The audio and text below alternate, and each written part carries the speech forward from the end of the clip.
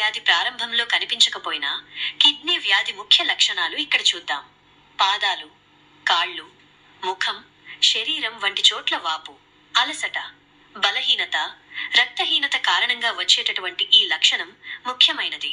ఆకలి లేకపోవడం, అనారోగ్యంతో ఉండి వాంతి చేసుకునే భావన, వికారం, వాంతులు, ఊపిరి పీల్చుకోవడంలో ఇబ్బంది, షార్ట్నెస్ ఆఫ్ బ్రెత్, శరీరంలో నీరు ఎక్కువగా ఉండటం, లంగ్స్ లో, ఊపిరితిత్తులలో ద్రవం చేరడం వంటి వాటి కారణంగా ఇది సంభవించవచ్చు.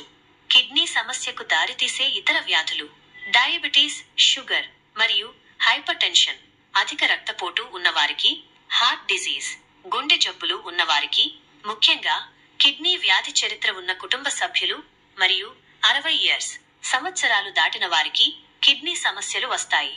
కిడ్నీ వ్యాధి నిర్ధారణ గ్లోమెరులస్, క్రియాటినైన్ మరియు బ్లడ్ యూరియా వంటి వాటి సరైన స్థాయిలో ఉండి పాడైపోతే ఎక్కువ అవుతున్నాయా లేదా అనే రోగ నిర్ధారణ పరీక్షల ద్వారా కిడ్నీ వ్యాధి స్థితిని గుర్తిస్తారు. కిడ్నీ వ్యాధిని ఎలా నిర్ధారిస్తారో చూద్దాం. కిడ్నీ పనితీరును తెలుసుకోవడానికి కిడ్నీ ఫంక్షన్ టెస్ట్, రక్త పరీక్ష చేస్తారు. ఇందులో ముఖ్యమైనది GFR, గ్లోమెరులర్ ఫిల్ట్రేషన్ రేట్. ఇది కిడ్నీ రక్తాన్ని ఎంత సమర్థవంతంగా ఫిల్టర్ చేస్తుందో తెలియజేస్తుంది. దీనితో పాటు సీరం క్రియాటినైన్ స్థాయిలు మరియు మూత్రంలో ప్రోటీన్ లీక్ అవుతుందో లేదో తెలుసుకోవడానికి యూరిన్ ఆల్బుమిన్ టెస్ట్ ద్వారా నిర్ధారిస్తారు.